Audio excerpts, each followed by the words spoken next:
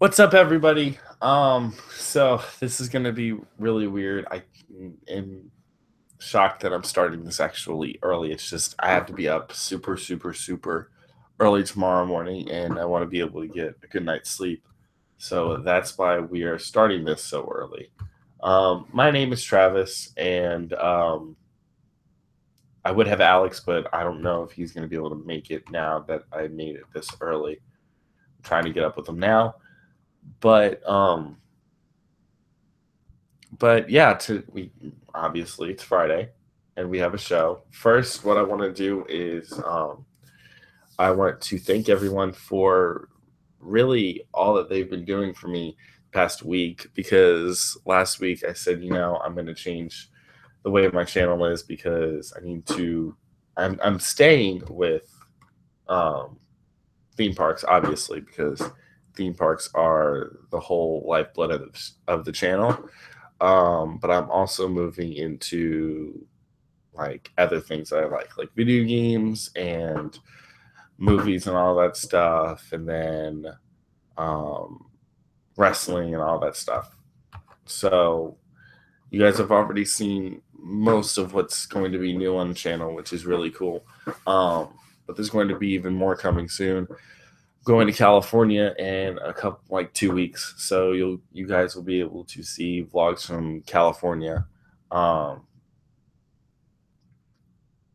I'm just I'm just shocked that I made it this far. I really am. It's so surreal going through and thinking that it's been a year since I started. Actually, more than a year, like a year and 3 months that I've started, and so much has happened. I went to Orlando and I met my friend Cam, and I almost met Tyler and actually in person, but I actually met Cam in person. And oh my goodness, like me and him haven't even been like me and him were close. Like I could tell him stuff, but now I tell him everything. Like him and a couple other people were the first ones to know that my dad passed away whenever that happened. So like they've been there for me through the entire thing. It's just good knowing that I have them as like a support system to help me get through a lot of stuff. And also, um, my dad passing away. Of course, it's gonna be hard. Like I'm 20 years old. It's rough. It really is, and it's weird. But I know that he wouldn't have wanted me to stop doing this. Yes, I went on a break for like 2 months because of grieving, but obviously I'm back. I came back and I'm like, things got to change. This can't be a podcast that gets. Give me a second. I'll tell you how many views we get. Um, right now on the channel we have almost 5,000 views, which I'm not in for the views. I'm not in for the money. I'm not. I'm just trying to have fun and like doing all this guitar stuff that I'm starting to do and doing all these let's plays and all this stuff that I've wanted to do for a long time. It's taking my mind off of things, and it's making me a lot calmer and making me like enjoy YouTube. Like I was on the verge of hating YouTube because of me not getting to where I wanted to be. I wanted to be at least 100 subscribers by now. I don't care anymore how many I have. I really don't. I could have 5 and be content with my life, because I know that those 5 people would like actually care. Not saying you 91 don't, but um, I'm just so happy that it's actually working. What I wanted to do, something that I've wanted to do. Wow, my glasses are really dirty today. Um, something that I've wanted to do for a long time and never really had the chance to is actually working. And I just want to thank everybody that's been there and has watched the videos and has commented on the videos, because I do see those comments. I I don't think I have ever not responded to a comment. I might be lying on that. If I am, I'm sorry, and I will immediately respond to that comment. Okay, so I think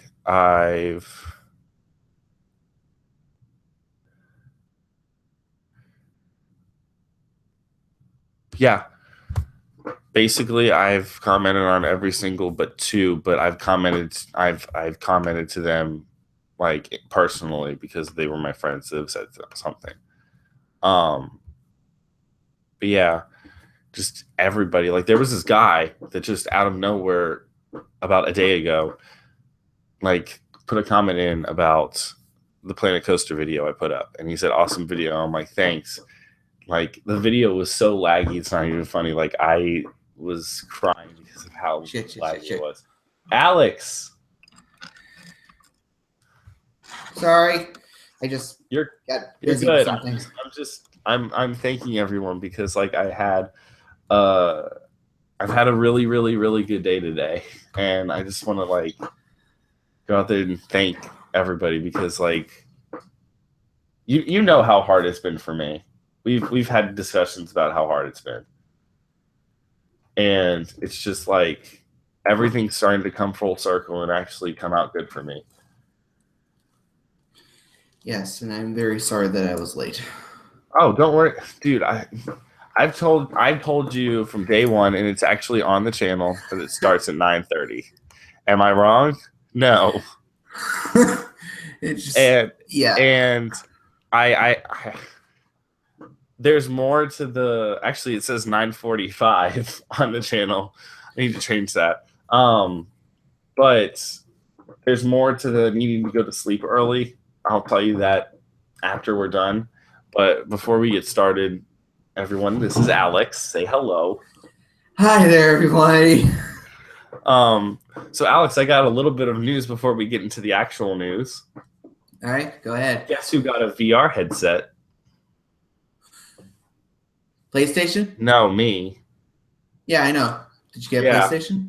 No, I got it's called the Evo VR. It's like it's a cell phone VR. Ah, really? Yeah, and I'm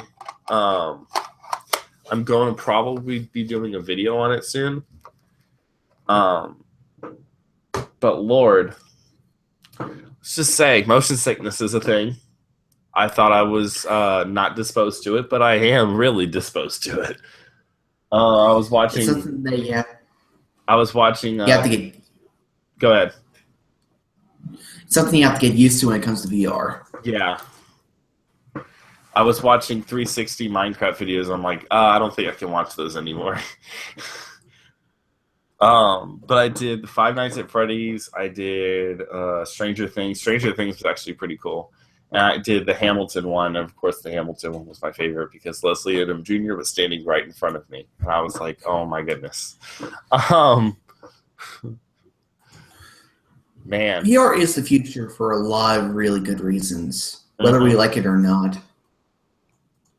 Which, personally, I like it. I don't see a problem with it at all. It's really just, I don't think our brains are ready for VR. Like, everyone says whenever a new generation happens is when we're able to use new technology, or whenever like a new wave of people come into the world, like new children. Like my generation, that's why we can use cell phones. Our grandparents, me and your grandparents, probably couldn't use like an iPhone. Well, they could. Just depends. Yeah, but it's hard for them because they're like, I can't press this because like their fingers weren't. Like my mom has issues with using her phone all the time, and it's just like, think about us now using these and our kids' kids trying to use like virtual reality like while walking. Just think about what the future could be. Like we have virtual reality now, but think about like just everyone wearing like headsets on them, and it's like you're walking and it's just fine, and then you can like look up, basically like Google Glass, but a way better technology and not flawed. I would say something to keep in mind is that the theme park, like many forms of the entertainment industry, including VR technology industries included, are just getting a hold of the technology in the first place. Exactly. It's going to take time, and you're not going to see it just pop out of the blue right here and then. It's going to mature and turn into something else. Although what I would put more stock into is actually augmented reality for those that are walking. What I think people, and Disney included, needs to put a little bit more money into is projections. Like what kind? Usually? And we'll get to the projection shot on Disney. Yes, I just shot at you, Disney, later on in the show. But to get started, I don't want to start off on a bad note, so we're going to start on a good note. Fun Spot America is adding a new wooden coaster in 2017. We don't know the name of it yet, but it's going to be the only coaster in what is it, Southeast United States that will have a 360-degree barrel roll. Oh, like I watched this at school and I was like, I want to see this with VR on it. I don't know what kind of VR they could put on it, but like I would actually enjoy VR on this coaster. It's so short. I think it would be fine. I think it would do good. I think the big thing you look at is that this is the first gravity group coaster in North America for years. Mm-hmm. They've done a lot of stuff internationally, but this is their first go-around back again in North America. And the fact that they're going to do what I thought I heard is a steel structure, much like Light Lightning, that's also very good to hear, as it won't be as much of a problem compared to Hades. Yeah. But it's going to they're making an investment of $6 million for the new coaster. It's going to add 50 new jobs and 20 new full-time positions once the coaster opens in the summer of 2017. It's going to be 2,256 feet, which, if anybody plays Planet Coaster, that's about 300 feet away from an achievement. The lift height is 82 feet, first drop's 80.5 feet, and top speeds at 48 miles per hour, which is pretty fast. For a coaster of that size and where it's exactly located, I agree. But what I am most interested is the roughness of it. I don't think it'll be rough at all. I think, I personally think it's going to be really smooth, actually. I hope so. But I'm going to be a little bit because of Hades. Yeah. I am skeptical about Gravity Group, and I think there's a reason why they didn't go to RMC. Yeah. RMC's kind of too expensive. And to be point blank, they've already got two major projects for 2018 in North America. They're probably going to be built during the 2017 operating season. It's going to be busy for them. Yeah, RMC is going to be really busy. And they have to, like, maintain all their other coasters and all that stuff. Would you allow me to do another? What? Oh, sorry, go ahead. No, go ahead. No, you go ahead, please. It's just go ahead. With Gravity Group, what I am most interested to see is the maintenance, as you said. Yeah. Because this attraction can very well change in how it's received by its maintenance. Which is what happened with Storm Chaser. That's they put different wheels on it, and it was faster. But it was more rough. No, it was smooth. Then I guess it's really all going to depend. Fast. Like, there was a 3-week period that we didn't go to Kentucky Kingdom because we were just really busy. And we went back and rode Storm Chaser. And I looked at my mom after the ride. I'm like, what just happened? Like, why is it so fast? Everyone's like, oh, they changed the wheels. I'm like, how did I not know about this? Where was I when this happened? I guess it's just a minor thing that's really, like... It must have been, like, so minor that no one even cared. But, like, the old wheels made so much, like, noise when it was, like, going around corners. I guess they said, we're just going to change it. I still like Storm Chaser either way. It's amazing. Is there anything else about Gravity Group? Nope. But we do have some SeaWorld and Busch Gardens news, which is really sad. You want to go with that, or do you want to go with another positive note? Let's just go into the sad part. Yesterday, SeaWorld announced that they are eliminating 320 positions across their chain of parks. It's all because of Blackfish, basically. I would actually say there's more to it than that. There's more to it, but Blackfish isn't helping. I have to believe that one of the big things there really it's going to be the downfall of SeaWorld is how they handle their parks. Yeah. Because I have a slight feeling that there's someone else in the theme park industry that can very well buy them up. Mm-hmm. And it's a very familiar company if you know the background of who's running. Mm-hmm.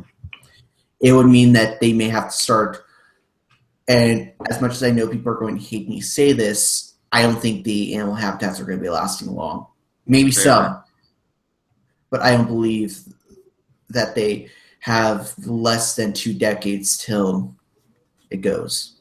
Yeah, I would say by 2030, no SeaWorld park is an animal has an animal inside of it. I don't think of that. Maybe animals that needed to be saved. I think there'll be particular animals that are there, but it won't exactly be, oh, hey, we're going to have killer whales and particular mammals and oceanic animals. Yeah, we're not going to have mammal shows after 2030. That's exactly what's going to happen. I actually believe 2025. Really? I believe 2030 is when we're going to start seeing, if anything, 1 or 2 habitats. Yeah. And I believe someone else is going to buy SeaWorld, or by the end of this decade, SeaWorld will just falter completely. It hasn't been doing well, and on top of all that, I think they're wanting to go more further, and as you can kind of see with Quimby, or I forgot the name, but the one that's now in charge of SeaWorld. Manby. I confused myself. I think they're going to start going more in the regional theme park aspect, and I don't think that's necessarily a bad idea for places like San Diego, Williamsburg, and Tampa. But I think Texas and Orlando and Pennsylvania – actually, no, Pennsylvania's going to be fine. It's Orlando and Texas I'm more worried about. Yeah. I just my heart goes out to, one, everybody that was laid off. That sucks. It's right around Christmas time. It's just horrible. And 2, just SeaWorld parks and entertainment in general. Ever since Blackfish came out, they've just been they've been hurting. I think you have to realize that it's not just Blackfish, but it's also the growing popularity of theme park competition from Universal and Disney and Six Flags and all those companies from the West, the East, and the South, and the North. Yeah, obviously. Of course, Universal is taking profit from everybody. They're taking profit from Disney and Six Flags and Busch Gardens and SeaWorld. Of course they are. Disney's doing the same thing because their name's Disney. That's obviously going to happen. But let's just say Disney World or any Disney park and any Universal park never existed. You would have SeaWorld in Orlando, and that would be it. Let's just say Blackfish happens. Where are people going to go? Fun Spot? Holy Land? Yeah. They would Isn't go Holy there. Land closing? No, I haven't heard that.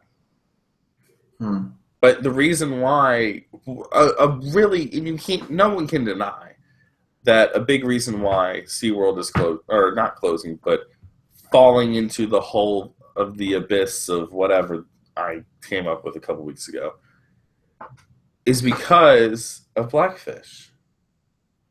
And I really think that CNN or whoever, I don't even know who created Blackfish. I'm actually going to look it up right now. I know it was CNN who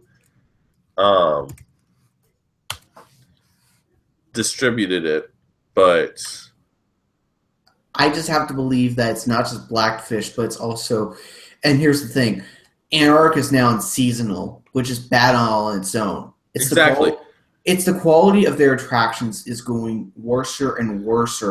It's the fact that they're starting to get more and more issues with not just natural habitats like communities, but also just the general public, because it's gone to the point of where people want something else. And be honest, that's going to be their downfall. It's not Blackfish. It's the general public's needs and concerns. But also, Blackfish is not helping. And I do agree, but I would say it's one of the main reasons why. And it's a pretty big reason because it's inaccurate what happened.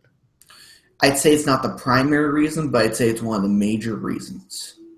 And if I personally, I think if Blackfish didn't happen, that yes, SeaWorld will still be going in the rate it was going, not in the rate that it was going, but in the way it's going. Slower. It just took a longer time. We could have had orcas for a little longer, and they could have built better rides. Yes, Mako is an amazing attraction, but it's just they're starting to go towards Six Flags. They're starting to go towards the Six Flags route, where you're just building coasters and coasters and coasters. That's not what SeaWorld's about. SeaWorld is based out of rescue. And yes, they're building these stupid little rescue rides, but it makes no sense. I will say, for all that Six Flags had wrong, I do want to point to where they're actually caring about the just response with attractions like Justice League and their attention to families. And it's not all coasters, and I think everyone has to agree with that. That being said, is it a route I'd want to see them go? Hell no. I'm very much disappointed in that they have to go down this path, because I believe there's a much better path that not only caters to the general public, but those who do respect mammal life in both aquatic and land. Yeah. SeaWorld should be a celebration about the ocean and the aspects about it. Now, I believe that's going to be one of the main focuses when they rebrand. Exactly. I don't think it's all going to be about the animals. I think it's going to be about the celebration of marine life. And that's the big thing they have to focus on whenever they do it. Yeah. I don't want to see SeaWorld fall. But it's sad because it's going to happen. And it really depresses me sometimes. Would you like to go back on a positive note? I was going to go to Busch Gardens and talk about the 2 rides that they closed. So the animal habitats. Go ahead. Yeah. So, Tampa Bay, Busch Gardens Tampa Bay, or Tampa, they're not called Tampa Bay anymore, is closed down. Jumbo Junction and Curiosity Caverns, they were walk-through animal attractions.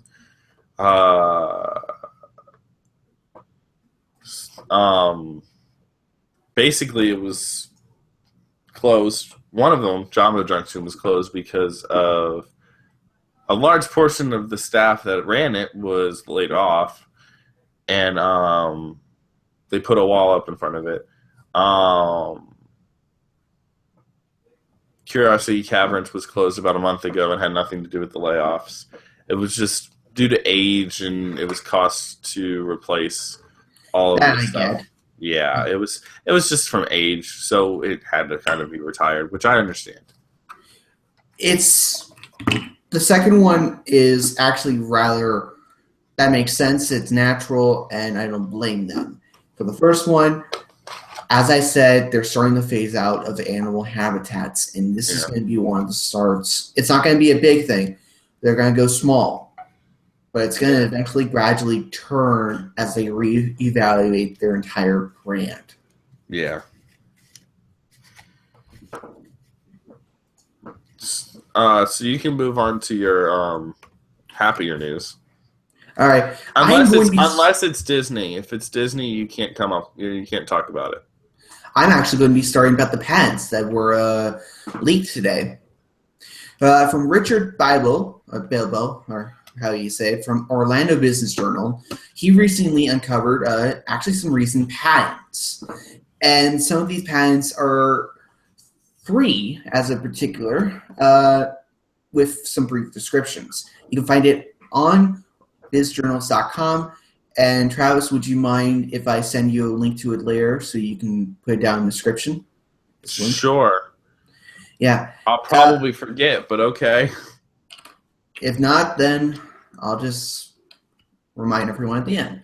But the three patent names are Drift Racers, Simulator Ride, and Functional Mat Racer. Now, the descriptions of these are actually rather interesting. Drift Racers is a two-car base, like amusement racing attraction with the ability to drive, simulate drifting sensations. And it's very much in the vein of where you have the ability to do very different experiences whenever you want to be on an attraction.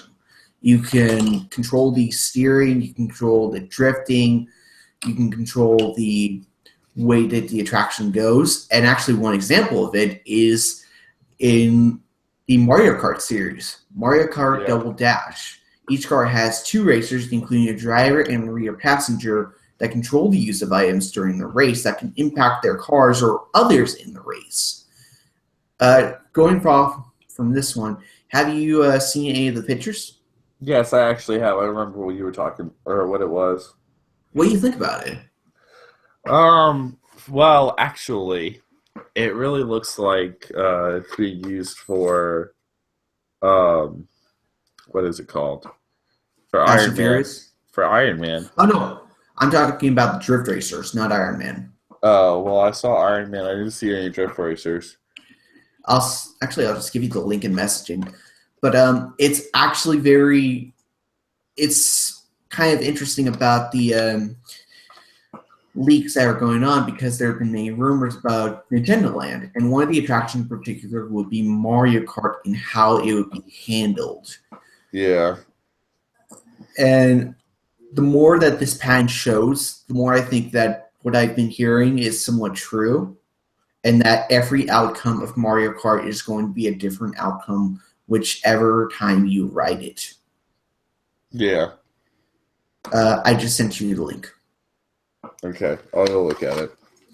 But as for what I think is going to happen, I think they're going to expand upon the vehicle. I don't think it'll be a 2-car. I think it'll be a 4-car, because they need to fill in capacity.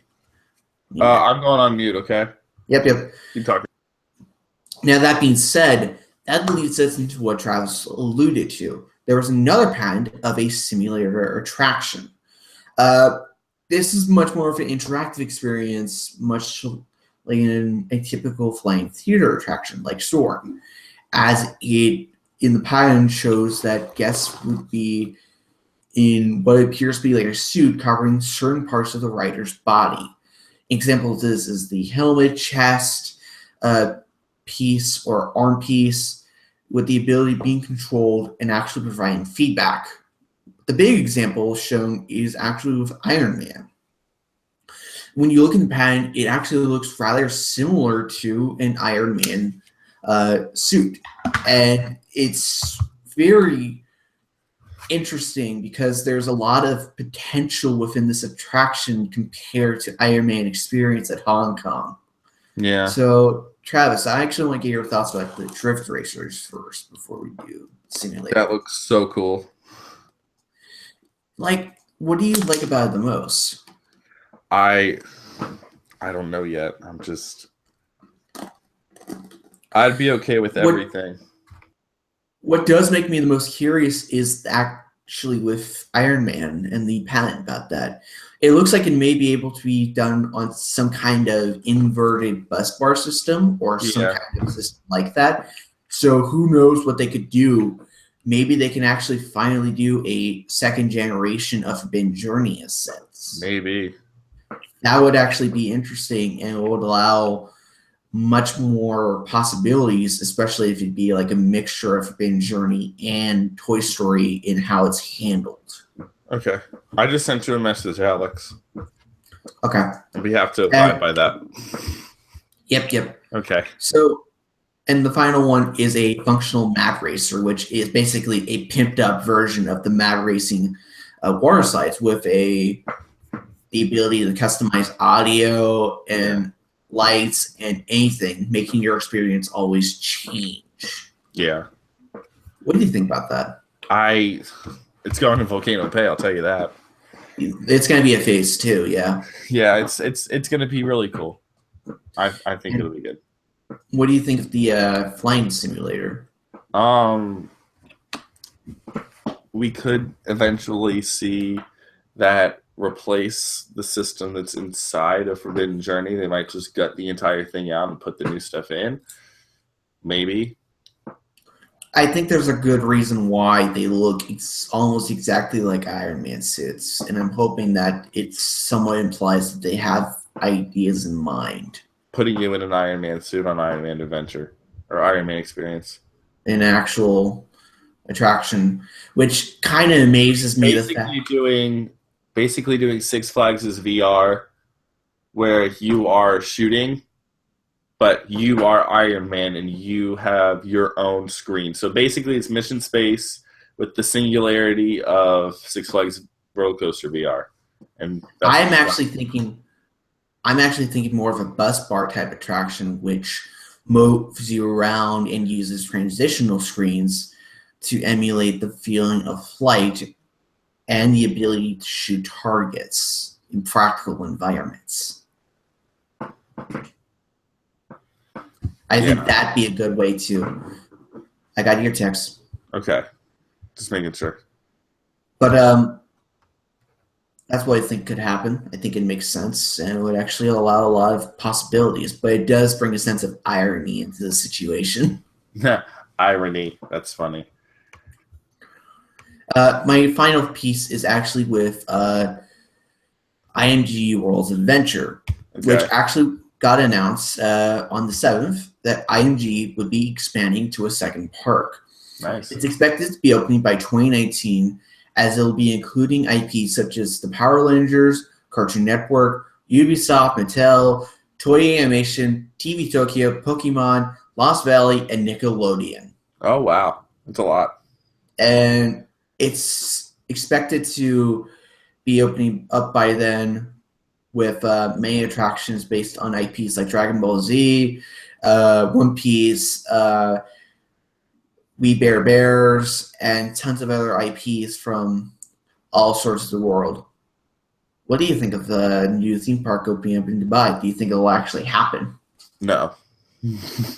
But I said that about Motion Gate, and I was standing corrected. Stood corrected, my bad. But yeah, just things that happen in Dubai, you have to take it with a grain of salt because it could get bought, it could just not even happen, it could take multiple years to make, and then it eventually happen. But you never know. I think IMG is going to happen just because so they can compete with another theme park. Yeah. Which is currently being built right now, and it's a huge indoor theme park. Yeah. All right, so moving on from all of that, we have 5 things of Disney news to just blast through. We're gonna do it in 10 minutes, and I'm just gonna We should spat have a out all. timer. Yeah, I'm gonna time it starting now. Okay, so Disneyland news. We got the Main Street Electrical Parade returning on January 20th, and will run nightly through June 18th of 2017. There's going to be an exclusive ticketed preview for the parade after park hours on January 19th. So basically, like an employee preview. A So very smart move on Disney's part, yeah, and I am actually rather. I kind of respect that very much in that they're doing that. yeah. Moving on to Shanghai, the Roaring Rapids River Ride, whatever it's called at Shanghai Disneyland's closed with no reopening date. It could be just repair work. We don't know yet. It could be just them doing maintenance on water rides during colder months. I wouldn't. Here's my thing. I wouldn't expect it to be indefinite closure. Yeah. I would expect it to be a very close, like it'll be getting some TLC, but it's not going to be on the vein of, hey, they're revamping the attraction. It's just going to be maintenance. That's all there is. And it's going to open up probably by the Chinese New Year. Mm-hmm. Moving back over to the East Coast at Walt Disney World, Rivers of Light had some say less than stellar, some say amazing, some say it was horrible performance cast member preview of Rivers of Light, and the opening was delayed till sometime in 2017. We're probably not going to get Rivers of Light in its second try until Pandora opens in the summer. Lent Hesta from Touring Plans, he has a great article, and he actually got the chance to see a show, and he agrees that while some parts were really good, there was a lot of problems. And from what he's heard and from what Jim Hill's heard, it seems very much like that they're just going to have it ready by the time Avatar opens, but they're immediately going to go work on a brand new show for the 50th. Yeah. And then at Epcot on the 7th of December, we all know about the horrendous Rogue One promo event. Literally hope it never happens again because that was a waste of my time watching that live stream. Literally, the Death Star just looked like the illuminated golf ball with an indention in it. Okay. I think I can say with everyone in this, it is one of the tackiest things I've ever seen. It was super bad. It was tacky. And Mike Wazowski's better than that. Exactly. I couldn't even notice on the live stream that it was the Death Star until the green lights came on. I'm like, what is that an indention? Oh, it's the Death Star. Okay. It is without a doubt the laziest and sloppiest move on Disney's part when it comes to projection mapping, and it's a disgrace that it got approved. Yeah. Regardless if it's a last stage effort to market the film, it's a waste of money, it's a waste of time, and it shouldn't have happened in the first place. Yeah. But we did get announcements of things that are coming to Hollywood studios, even though we don't want them. Would you allow me to make fun of something? Yeah. 7-hour Star Wars tour. You have to pay, get in the park, and pay to do it. It's $121. Why the hell would anyone even think twice about doing it? Oh my goodness. So we have, it's very true. So we have some news, and I'm just going to read what this thing says. It says, Spaceship Earth was turned to Death Star from one night only, but Disney also laid out their plans for Star Wars in the theme parks.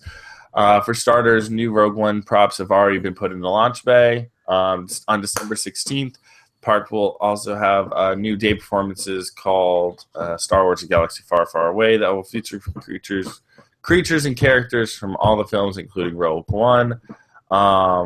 That's a brand new show, I guess.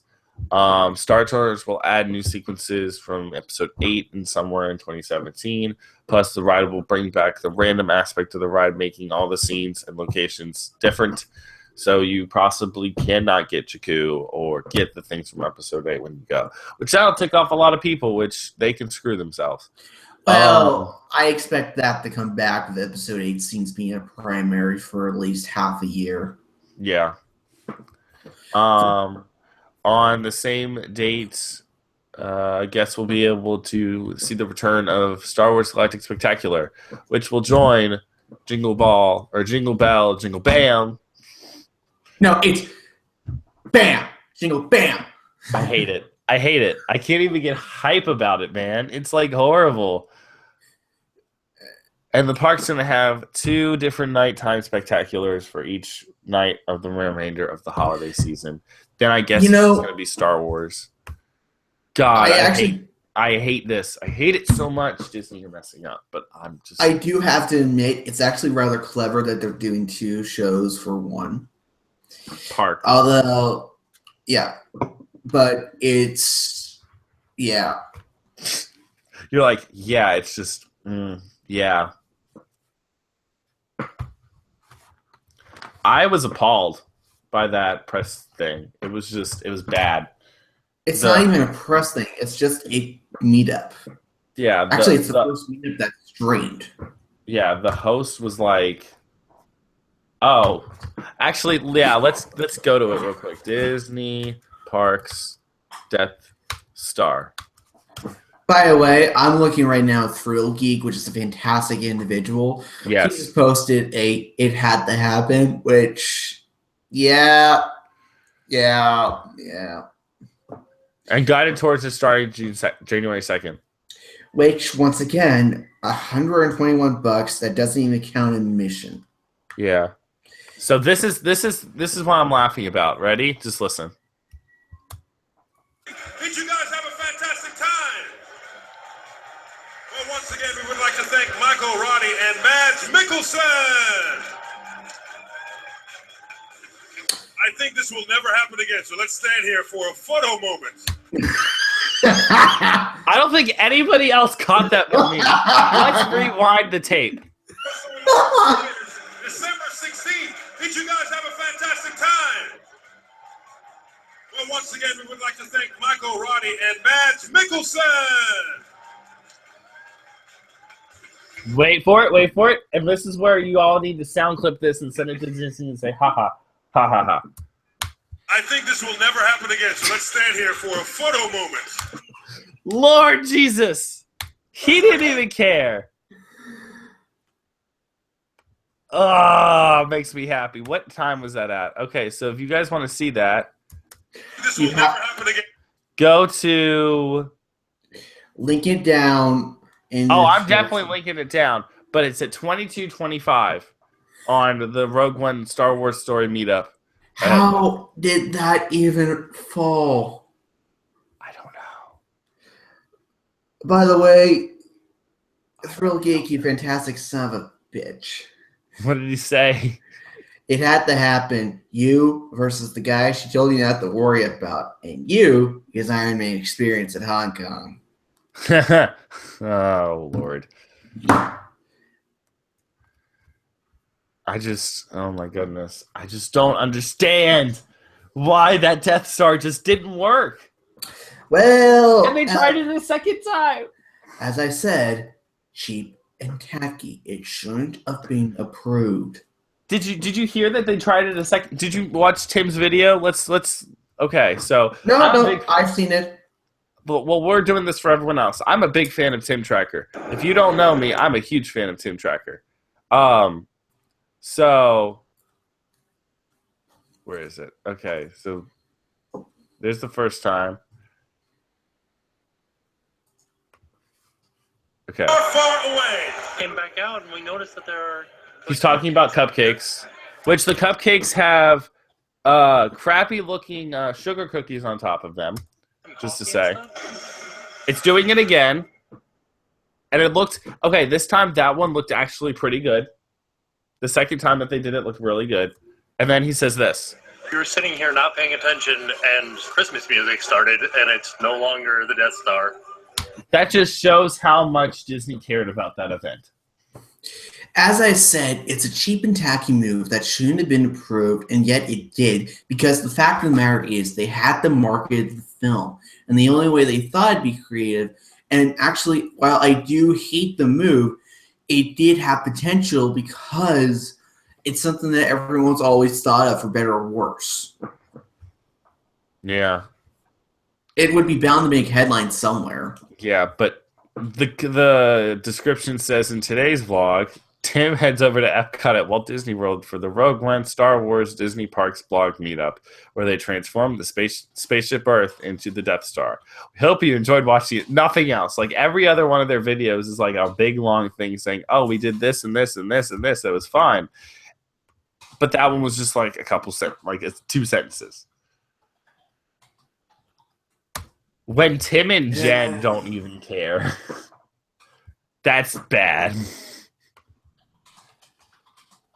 Like, I'm pretty sure nobody thought that thing was cool. It's unfortunate. And by the way, we've gone 10 minutes. I know. We've gone 10 minutes, and we're good. I was actually done talking about the Death Star because I don't want to go on long about talking about the freaking Death Star. One more thing, or are we done?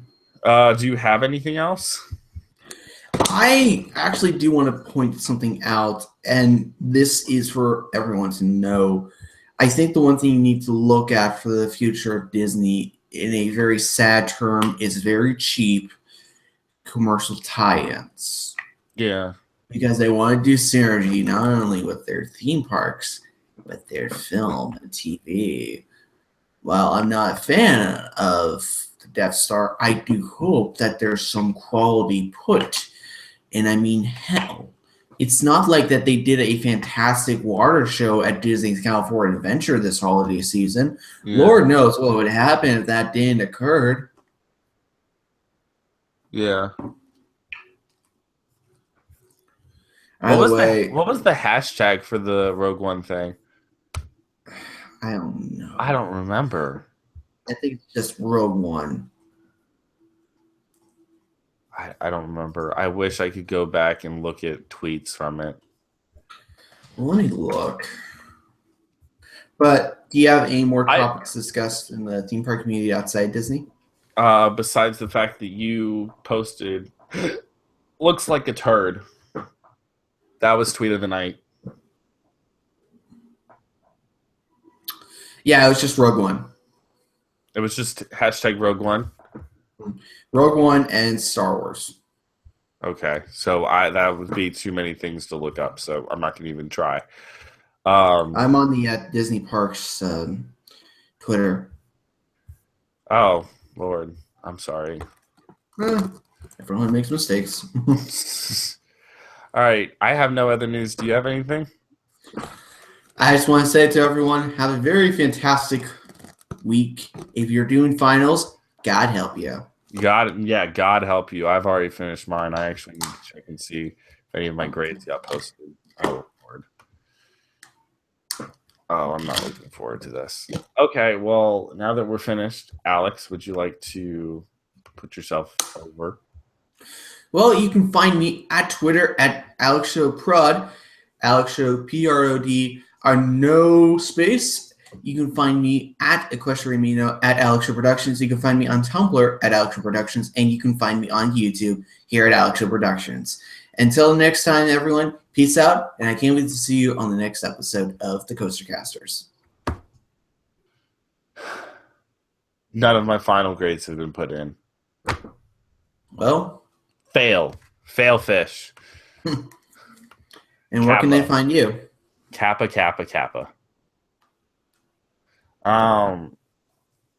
Thank you all for watching this.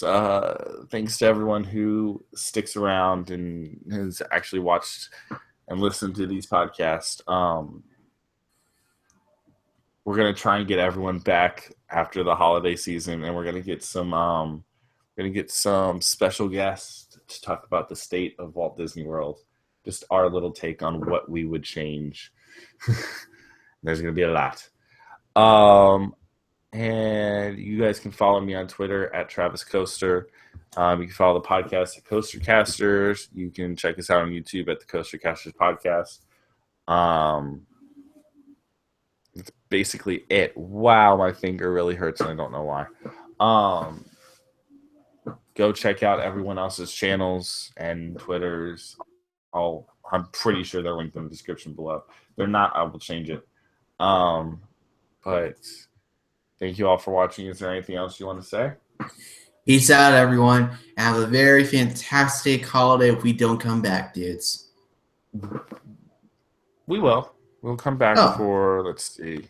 We're going to come back the 16th and the 23rd. And then we might do one on the 31st. I don't know yet. Celebrate New Year's Eve. Celebrate New Year's Eve, even though I'll be 3 hours. Actually, I'll be on the same time zone as you, Alex.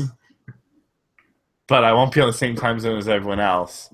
But we'll do one on the 16th, and we'll do one on the 23rd.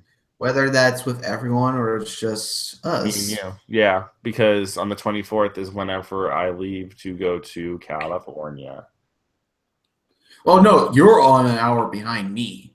I'm an hour behind you?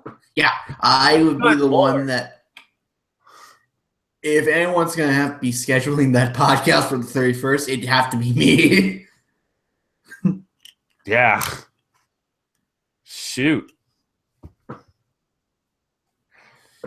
All right, well, I do have a question. Can you watch the actual, like, Eastern versions of the New Year's things? Like, so let's just say, I'm sure Twitter's gonna be live streaming it. Well, let's just say you were in California. Could you watch the Ryan Seacrest, Dick Clark New Year's special for the East Coast?